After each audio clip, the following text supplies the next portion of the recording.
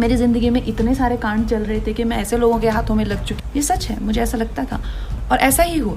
जैसे ही मैं घर से भागी, 1.5-2 साल में मैं एक फिल्म स्टार थी, एक ड्रग एडिक्ट थी। मेरी ज़िंदगी में इतने सारे कांड चल रहे थे कि मैं ऐसे लोगों के हाथों में लग चुकी कि जहाँ से मुझे शायद मौत ही निकाल सकती थी।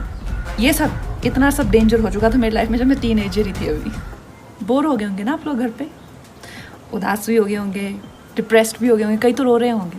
अच्छा है, क्योंकि ये वक्त बुरा नहीं है। बुरे वक्त को कभी बुरा मत समझना।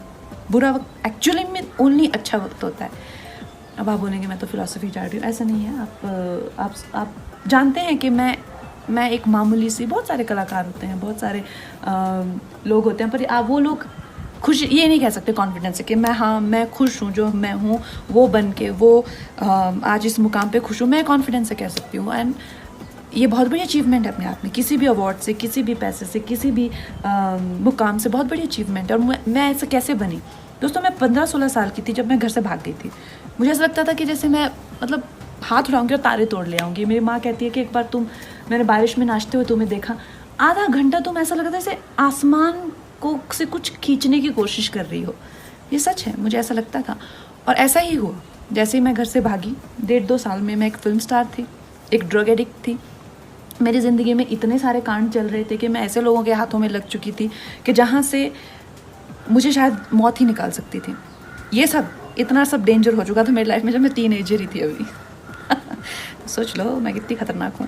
एनीवे, सो उसके बाद हुआ यूँ कि मेरी ज़िंदगी में एक बहुत अच्छे शख्स आए, मेरे मित्र, जो उस टाइम एक स्ट्रगलिंग फाइट मास्टर थे।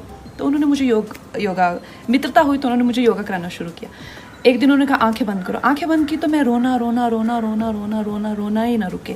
तो कहते यार बड़ी अजीब लड़की, आंखें ही नहीं बंद कर सकती, तो मेडिटेशन कैसे करेगी?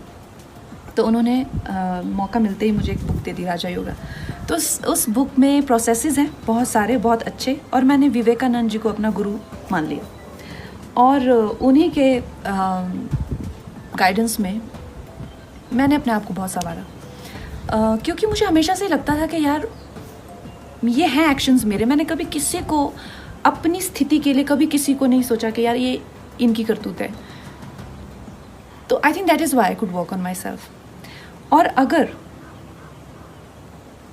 वो मुकाम मेरी ज़िंदगी में नहीं आता तो शायद मैं भीड़ में घूम जाती, शायद मैं इतने आगे नहीं आ पाती। जो मैंने अपनी विल पावर को डेवलप किया है, अपनी इंटेलेक्ट को शार्प किया है, जो मैंने अपने टैलेंट को संवारा है, जिस तरह से मैंने अपनी ज़िंदगी को संवारा, अपनी इमोशनल हेल्थ को रखा हुआ है, जिस तरह से मैंने अपनी फैमिली हेल्थ को रखा हुआ, अपने इन्वायरमेंट को रखा हुआ, ये तो मैं कर ही नहीं पाती। तो ना मुमकिन ही नहीं था मेरे लिए अगर मुझे स्पिरिचुअल गाइडेंस नहीं मिली होती, गुरुओं का आशीर्वाद नहीं मिला होता। तो इस मुकाम की बड़ी अहमियत है। और जो प्रोसेस मैंने किया था, ब्रह्मचर्य का मैंने सहारा लिया था 2-2.5 साल। उस टाइम पे मैंने एक फ़िल्म की थी, फैशन। और मेरी एक बहुत अच्छी मित्र थी, अश्विनी देशमुख। आजकल उनसे बात नहीं होती है, पर वो उस टाइम मुंबई मिरर की जर्नलिस्ट थी। तो उन्होंने देखा यार तुम क्या करती हो, सिर्फ सफ़ेद वस्त्र पहनती हो और उबला हुआ खाना खाती हो। तो मैंने उन्हें बताया, तो उन्होंने एक बड़ी भलती हुई सी स्टेटमेंट लिख दी कि कंगना टर्न सेलिब्रेट। तो ब्रह्मचर्य इज़ नॉट अबाउट सेलिब्रेसी और नॉट जस्ट अबाउट सेलिब्रेसी। ब्रह्मचर्य के बहुत अच्छे प्रोसेसेस होते हैं। और उससे जो है आपकी एनर्जी को, अगर आपको बिल्कुल अपने हाथों में लेना हो, अगर आपको अपनी लाइफ की जो गाड़ी की ब्रेक है या क्लच है, सब अपने हाथ में, व्हील अपने हाथ में लेना है, you need to do processes like that. And specially अगर आपके पास ऐसी वॉलेटाइल एनर्जी हो। तो दोस्तों कहने का मतलब ये है कि इस वक्त का फ़ायदा उठाइए। बुरा वक्त ही ओनली अच्छा वक्त। और अब 5वें दिन मेरी और रंगोली की एनर्जी भी थोड़ी लो आती जा रही है। क्या कहती हो रंगू? बहुत लो है आज। तो हम इससे ज़्यादा ज्ञान नहीं बांट सकते। कट।